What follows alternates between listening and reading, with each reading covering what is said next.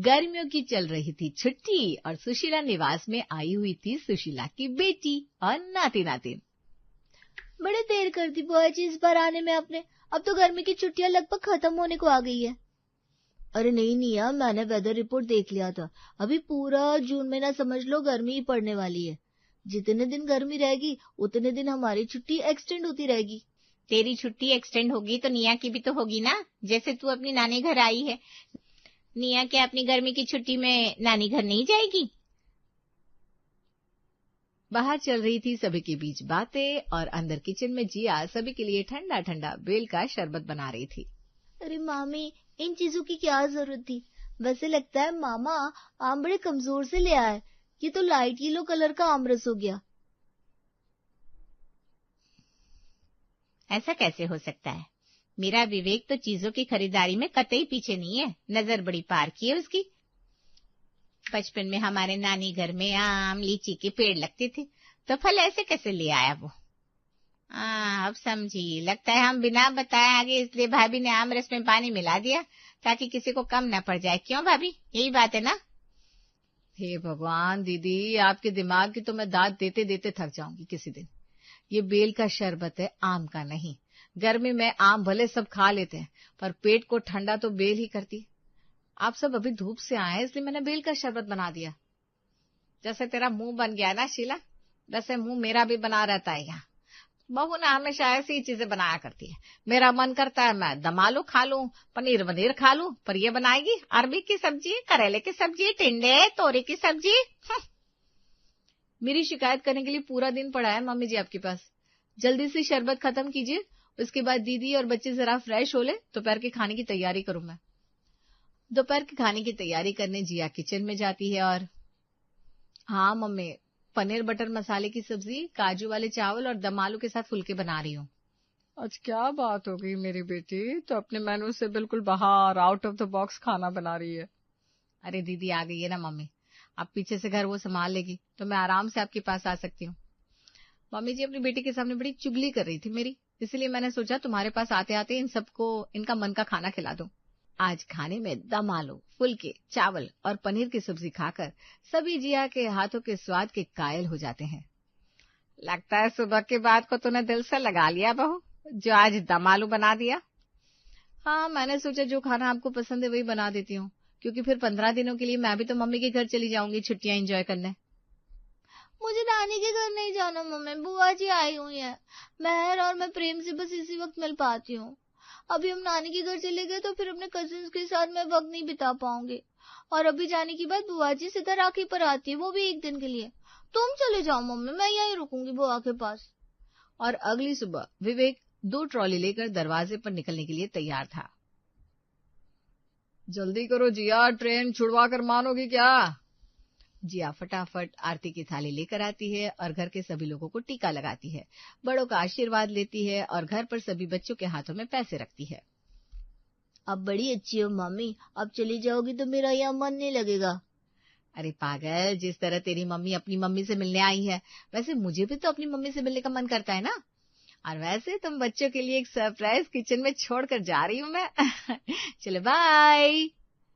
जिया के जाते ही तीनों बच्चे किचन में जाते हैं, जहां उन्हें मिलती है आलू मसाला मैगी। मैगी में आलू कौन डालता है?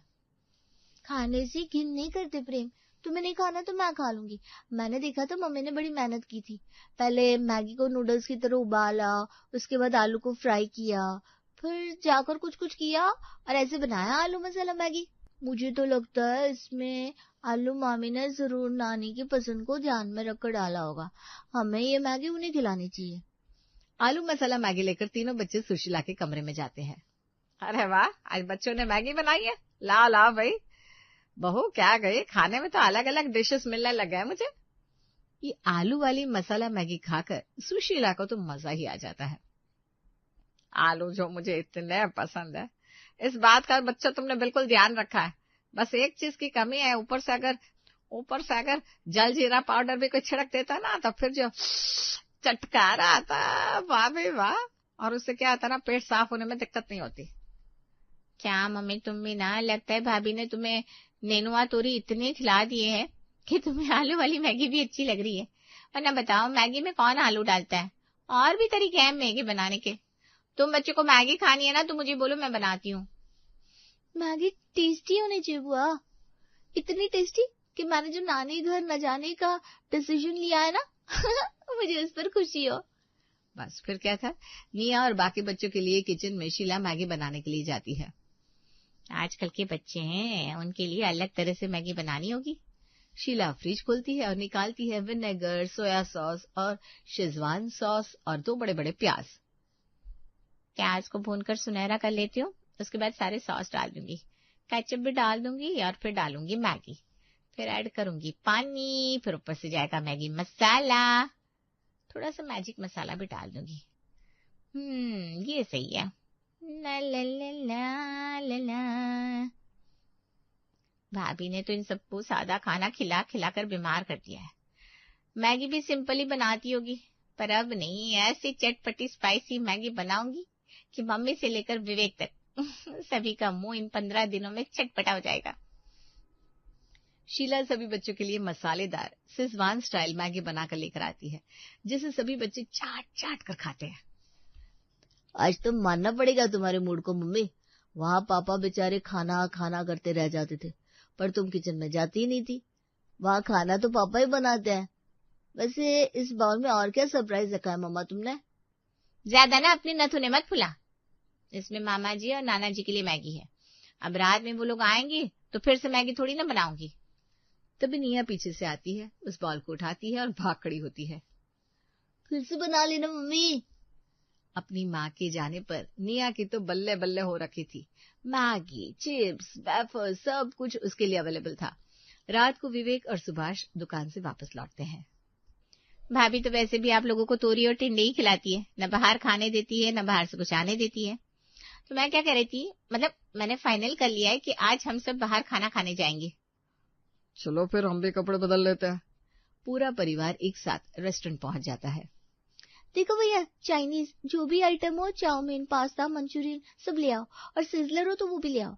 दाल चावल रोटी का तो इस टेबल पर नामो निशान नहीं होना चाहिए। मेरी मम्मी हम सबको वही खिलाती आई है। वैसे यहाँ मैगी की वैरायटीज भी अवेलेबल है क्या? Yes ma'am, we have Manchurian Maggi, cheese Maggi, corn Maggi, vegetable Maggi. अब बोलिए कौन सी मैगी लानी है? सारी मैगी एक एक प्लेट, और जो ऑर्डर किया है मेरी सिस्टर ने वो सब ले आओ। रात के 10 बजे पूरा परिवार रेस्टोरेंट से घर पहुंचता है। एक साथ बैठकर टीवी देखता है। तभी महर कहती है, नानी कुल्फी खाओगी? पर पैसे लगेंगे। सिर्फ नानी के लिए क्यों, कुल्फी आएगी तो फिर सभी खाएंगे। महर प्रिंकिट करती है। सभी कुल्फी खाकर इस दिन का अच्छे से एंड करते हैं। अगली सुबह, नाश्ते में कुछ ज्यादा बनाने की जरूरत नहीं बेटा, हम तो कुछ भी खा लेते हैं। हल्की फुल्की सी कोई एक सब्जी बना ले, साथ में रोटी खा ली जाएगी। क्या पापा, आप एक तरफ तो सभी भाभी के हाथ के खाने से तौबा करते हैं, और दूसरी तरफ भाभी नहीं है, यहाँ मैं हूँ, तब भी सिंपल खाने की बात करते हैं। 15 दिन की तो आजादी है, क्यों खाना है वही रोजमर्रा वाला खाना? बच्चे जाओ 20 कचौरियां मंगल की दुकान से ले आओ, और हाँ तीखी वाली चटनी, मीठी चटनी सब लाना, और सब्जी बची होगी तो सब्जी भी ले आना। फिर क्या है ना मम्मी, उस सब्जी को बाद में इस्तेमाल कर लिया जाएगा। और हर रोज सुशीला निवास की खाने का पैटर्न यही हो जाता है। सुबह मंगल के यहाँ की कचौरियां, दोपहर में ढाबे की बिरयानी और रात को रेस्टोरेंट में खाना। इसी तरह 4 दिन निकलते हैं कि सभी के मुंह का स्वाद जरा इस चटपटे खाने से खींचा खींचा सा लगने लगता है। मेरा फोन लेकर आ तो बेटा, मैं जरा बिरयानी ऑर्डर कर दूं। अरे नहीं बेटा, हर रोज वही बिरयानी मन नहीं कर रहा मेरा। सुबह नाश्ते में कचौरी खा ली थी, इतना भारी भारी हर वक्त अच्छा नहीं लगता बेटा। दादी बिल्कुल ठीक कह रही है बुआ, मैं भी सोच रही थी मैं मैगी बनाकर खा लेती हूँ। सलाद वाली मैगी कैसी रहेगी कच्ची सब्जियों के साथ? वही बना ले बेटा, वही खा ली जाएगी। दोपहर में आज फिर एक नई वैरायटी की मैगी बनती है। रात को, मैं नहीं जा रहा रेस्टोरेंट, वही खाना वही सब कुछ, तुम घर पर कुछ बना लो ना दीदी। तेरे जीजा को मैंने आज तक बनाकर नहीं खिलाया और तू मुझे बोल रहा है? मम्मी ने तुझे रोटी बनाना सिखाया था ना, तू रोटी बना ले, साथ में कुछ देखते हैं। साथ में मैगी की सब्जी बन जाएगी। मैगी के छोटे छोटे बॉल्स बना लेंगे, उसे ग्रेवी में डाल देंगे और उस तरह की सब्जी तैयार हो जाएगी। हम कर लेंगे मामू। तो क्या कहती हो मम्मा, बना ली जाए? वैसे भी अब होम साइंस में इतना तो सीखा ही मैंने। मैगी की ही बनती है सब्जी और टेढ़े मेढ़े पराठे बनाकर लाता है विवेक। आज सब डिनर इसी का करते हैं रात को। बहू का खाना पेट को बड़ा आराम देता था। मतलब पहले ये बात समझ में नहीं आई, पर अभी जब 4-5 दिन से बाहर का खा रहा हूँ तब समझ में आ रही है। सही कह रहे हैं आप। बाहर के खाने को शायद इसीलिए बाहर का कहा जाता होगा, क्योंकि उसे बाहर ही रखना चाहिए। घर का खाना जरा ज्यादा सिंपल हो तो पेट को भी आराम मिलता है और जुबान को भी। बहू को तो आने में अभी पूरे 11 दिन बाकी है। शीला तो बनाकर कुछ खिलाने वाली नहीं। आप कल सुबह नाश्ता बना लीजिए ना। Good night. अगले सुबह पूरा परिवार साथ में बैठा हुआ था और एक दूसरे का मुंह देख रहा था। मैं साफ साफ कह देता हूँ विवेक, जब तक तू कॉलेज स्कूल जा रहा था तब तक खाना मैंने बनाया। अब मैं खाना नहीं बनाने वाला तो नहीं बनाने वाला। तो मम्मी को तो सिर्फ रोटी आती है पापा, जो उन्होंने मुझे सिखाई है, तो बाकी चीजें कैसे बनेगी? अजीब बात है, इस घर में खाना बनाना किसी को आता ही नहीं। पर सभी मेरी जिया के बनाए खाने में कितनी बुराइयां निकालते थे। अब सोचो मम्मी कैसा लगता होगा जिया को जब पड़ोसियों के सामने तुम उसके घिया तोरी की बुराई करती थी, जब तुम दीदी के सामने उसके खाने की इंसल्ट करती थी। इसके बाद भी जिया तुम्हारे लिए आलू मसाला मैगी बनाकर गई थी। अब तो मुझे भी लग रहा है पापा कि मुझे नानी के घर चले जाना चाहिए था मम्मी के साथ। निया ये कहती है कि दरवाजे की घंटी बजती है। प्रेम जाकर दरवाजा खोलता है और दरवाजे पर होती है उसकी मामी। मामू, नानी, मम्मी, मामी आ गई, अब खाना मिलेगा। पूरा परिवार भागता हुआ जिया के पास जाता है। अरे कैसी है बेटा, तेरे बिना ना ये घर बिल्कुल सुना हो गया था। और तेरी सास जो तेरे खाने की बुराई करती रहती ना, उसके लिए मैं तुझसे तहे दिल से माफी मांगता हूँ। और मैं भी माफी मांगती हूँ मम्मी। दुनिया भर की मैगी की स्टाइल ट्राई कर लिए, मैंने कोई स्वाद ही नहीं आ रहा। क्योंकि कुछ चीजें जैसे सिंपल सादी होती ना वैसी अच्छी लगती है। आप सब थोड़ी देर इंतजार कीजिए, मैं अभी आती हूँ। जिया किचन में जाती है, आलू की सिंपल सी तरी की सब्जी बनाती है, साथ में भिंडी की सब्जी, बैंगन का भरता, पराठे और बिना कोई छेड़छाड़ वाली सिंपल मैगी बनाकर डाइनिंग टेबल पर लेकर आती है। इसे कहते हैं असली खाना। मेरे तो फूड पाइप में भी जान आ गई सच में जिया। दुनिया भर की मैगी की स्टाइल ट्राई कर ली थी मामी जी, पर ये जो सिंपल मैगी में फ्लेवर आ रहा है ना, लगता है ज्यादा चीजों को ऐड करके हम कभी कभी किसी चीज की एसेंस को ही खत्म कर देते हैं। खाना तो आप नहीं बनाती हो मम्मी, पर ये सिंपल मैगी तो घर पर बनाकर खिला दोगी ना। सुबह का समय है। सावित्री देवी की घर में पंडित जी पंचांग देख रहे हैं।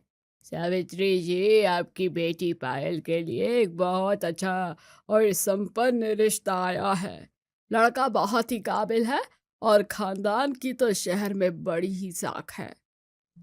पंडित जी, मेरी पायल कोई साधारण लड़की नहीं है, वो तो साक्षात लक्ष्मी का रूप है। इतनी गोरी और नाजुक है मेरी बेटी, उसके लिए तो मुझे कोई राजकुमार जैसा लड़का ही चाहिए। मैं अपनी बेटी की शादी किसी अहरे गहरे घर में करके उसकी जिंदगी खराब नहीं कर सकती। माँ जी, रंग से क्या होता है? इंसान का स्वभाव और घर के संस्कार ज्यादा मायने रखते हैं। पायल के लिए जो भी लड़का हो, बस उसे खुश रखे और उसका सम्मान करे। तुम अपनी नसीहत ना अपने पास ही रखो बहू, तुम्हारा काम बस रसोई तक ही सीमित है। मेरी पायल की किस्मत तुम जैसी नहीं है, उसे तो दुनिया की हर चमक धमक मिलेगी। तभी तो कह रहा हूँ सावित्री जी, शहर का सबसे बड़ा खानदान है, गाड़ियों की लाइन लगी रहती है, पैसा इतना है कि आपकी बेटी राज करेगी। बस आप एक बार हाँ कह दीजिए। पायल सीढ़ियों से उतरती हुई आती है। उसने अपनी तारीफ सुन ली है।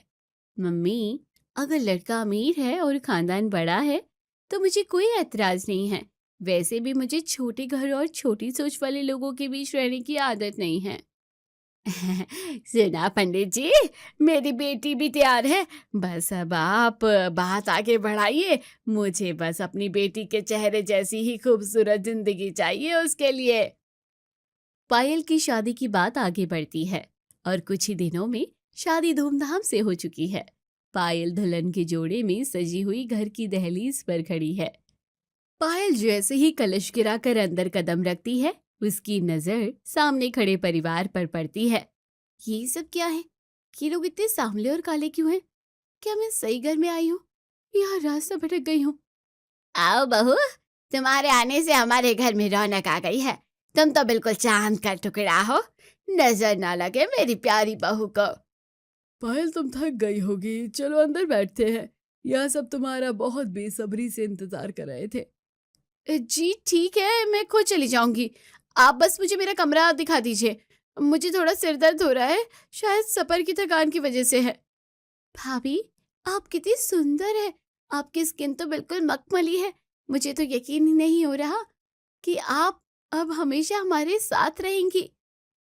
हाँ, सुंदरता तो भगवान की देन है जो हर किसी के पास नहीं होती। वैसे यहाँ गर्मी बहुत है, क्या इस घर में एयर कंडीशनर ठीक से काम नहीं करते?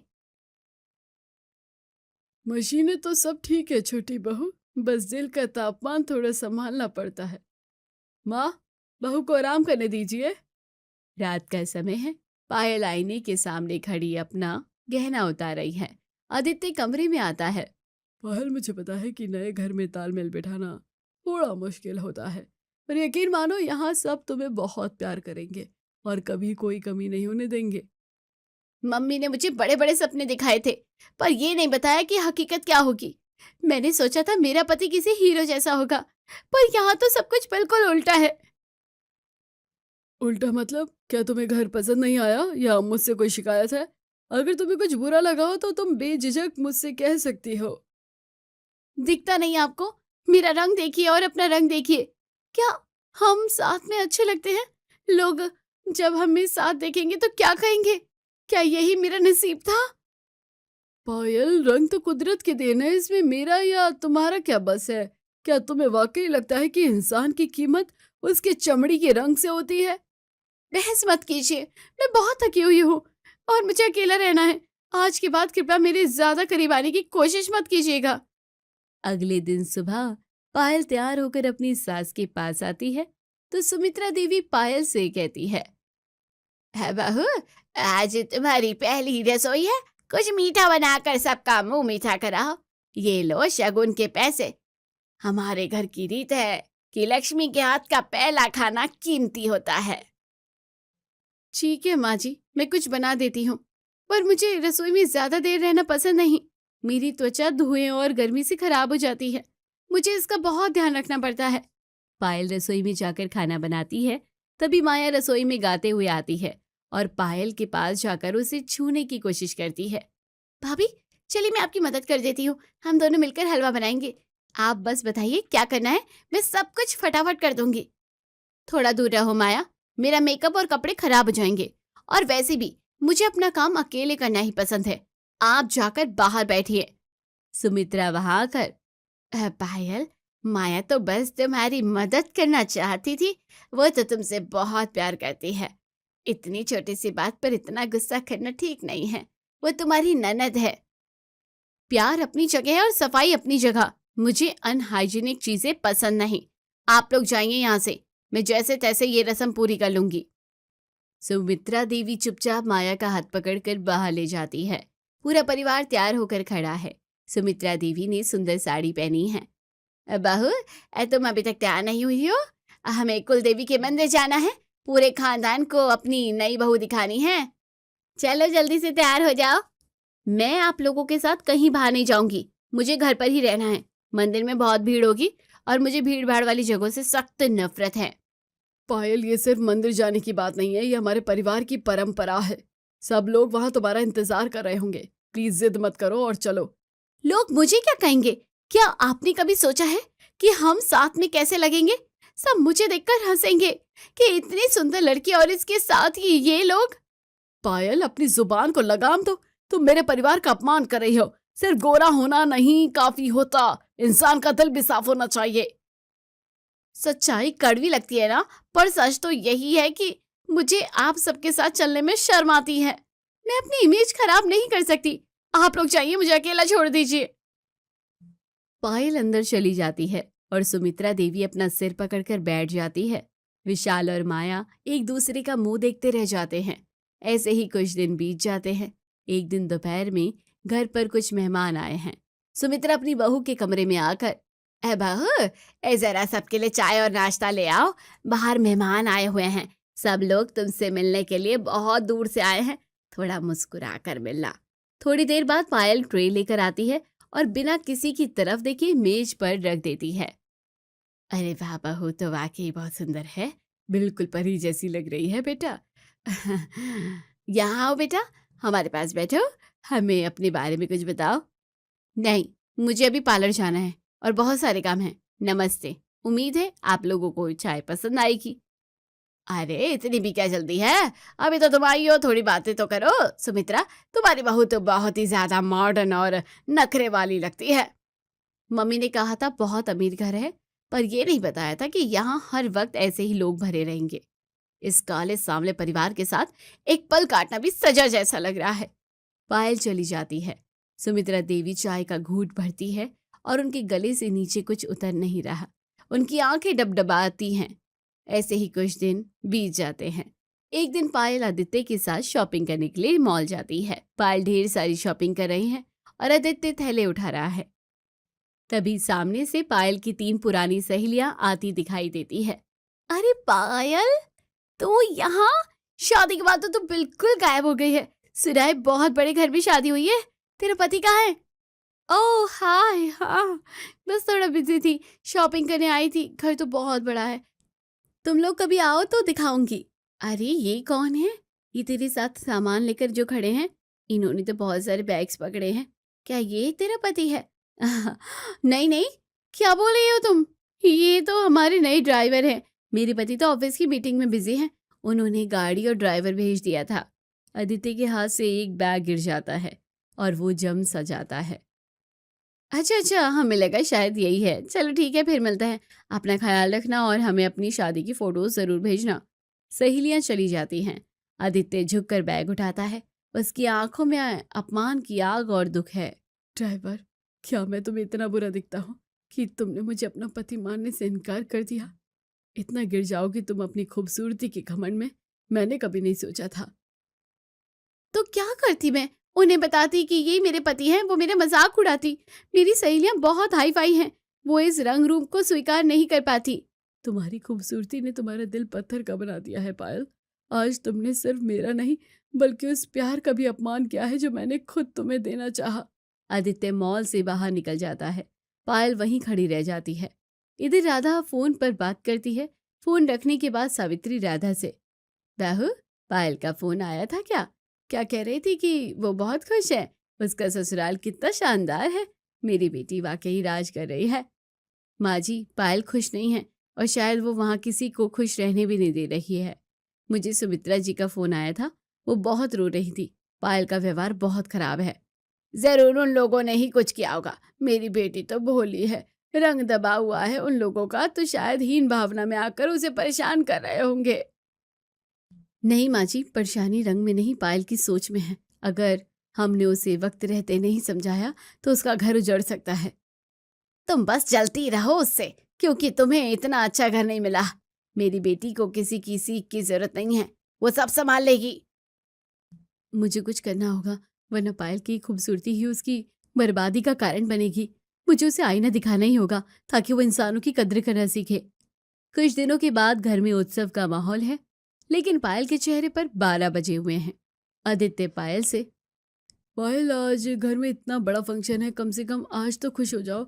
माँ ने तुम्हारे लिए विशेष रूप से बनारसी साड़ी मंगवाई है, उसे पहन लेना। साड़ी चाहे कितनी भी महंगी हो, पहनने वाले का साथ भी तो मायने रखता है। मैं इस साड़ी में तैयार होकर किसके साथ सामने जाऊं? वो सामने रिश्तेदार के सामने? तभी माया कमरे में आती है और पायल से कहती है, भाभी देखिए, मैंने आपके लिए गजरा खुद अपने हाथों से बनाया है। आप इसे बालों में लगाइए तो बिल्कुल अप्सरा जैसी लगोगी, आप सब देखते रह जाएंगे। मुझे तुम्हारी इन देसी चीजों की जरूरत नहीं है, मेरे पास पेरिस का परफ्यूम है और तुम बार बार मेरे करीब मत आया करो, मुझे अपनी स्किन की फिक्र होती है। सुमित्रा देवी दरवाजे पर खड़ी सब सुन लेती है और उसकी आंखों में आंसू आ जाते हैं। राधा ने अपने घर पर एक छोटा सा फंक्शन रखा है और जानबूझकर पायल के ससुराल वालों को भी आमंत्रित कर दिया है, लेकिन पायल अकेले ही वहां पहुंच जाती है। भाभी मैं आ गई हूँ, मम्मी देखिए मैं आज कितनी ज्यादा चमक रही हूँ, बाकी सब लोग बहुत बिजी थे इसलिए मैं अकेली ही आ गई हूँ। अच्छा हुआ ना? अरे अकेले क्यों आई हो? मैंने तो आदित्य और माँ जी को भी विशेष तौर पर बुलाया था, एक परिवार के बिना फंक्शन का मजा कैसे आएगा? भाभी वो सब थोड़े बीमार थे और आदित्य को ऑफिस में बहुत काम था। वैसे भी वो यहाँ आकर बोर हो जाते, इसलिए मैंने सोचा कि मैं ही चली जाती हूँ। तभी दरवाजे पर आदित्य, सुमित्रा देवी और माया प्रवेश करते हैं। राधा ने उन्हें खुद फोन करके बुलाया था।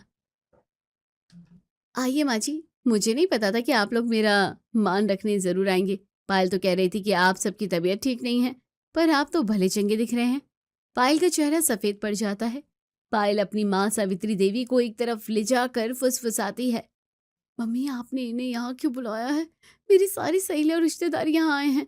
अब वो लोग मेरा मजाक उड़ाएंगे कि मेरा ससुराल ऐसा है, मेरी नाक कट जाएगी। बेटा मैंने नहीं, ये सब तेरी भाभी राधा की कारस्तानी है, उसी ने सबको न्योता दिया है। अब आ ही गए हैं तो थोड़ा बर्दाश्त कर ले, बस ज्यादा इनके साथ खड़ी मत होना। राधा पास आकर जानबूझकर तेज आवाज में कहती है, पायल तुम अपनी सास के पास जाकर क्यों नहीं बैठती? देखो वो कितनी अकेली लग रही हैं। जाओ सबके सामने उनका परिचय तो कराओ, सबको पता चले कि तुम्हारी सास कितनी दयालु है। आप अपना काम कीजिए और मुझे सिखाने की कोशिश मत कीजिए। मैं जानती हूँ कि मुझे किसके साथ बैठना है और किसके साथ नहीं। आप मेहमानों को देखिए। पायल उस रात घर नहीं गई और मायके में ही रुक गई। राधा ने अपनी सहेली नेहा को घर बुलाया है। पायल कैसी है तू? कितने सालों बाद हम मिल रहे हैं। मैं तो बहुत एक्साइटेड हूँ। तू मेरी बचपन की सहेली है और मैं तुझे कभी नहीं भूल सकती। तू तो शादी के बाद और भी ज्यादा सुंदर हो गई है, बिल्कुल अपनी माँ जैसी। नेहा तू यहाँ कैसे? मुझे तो यकीन नहीं हो रहा कि तू आई है। भाभी देखिए, ये मेरी बचपन की सबसे अच्छी दोस्त है, हम साथ में स्कूल जाते थे। नेहा पर बचपन में एसिड अटैक हुआ था, जिसकी वजह से आज तक उसका चेहरा खराब है, लेकिन वो बहुत प्रभावशाली और ऊंचे पद पर काम करती है। अच्छा तो ये है तुम्हारी दोस्त, ठीक है बैठो तुम लोग, मैं काम में बिजी हूँ। नेहा अगर तुम्हें पानी चाहिए तो खुद ले लेना, रसोई उस तरफ है। भाभी आप ही कैसी बातें कर रही हो?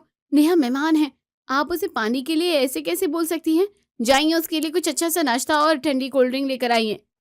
पायल मुझे फालतू लोगों के लिए समय बर्बाद करना पसंद नहीं है। जिसका रंग ऐसा हो उसके लिए मेहनत करने का क्या फायदा? वो तो वैसे ही दिखेगी ना।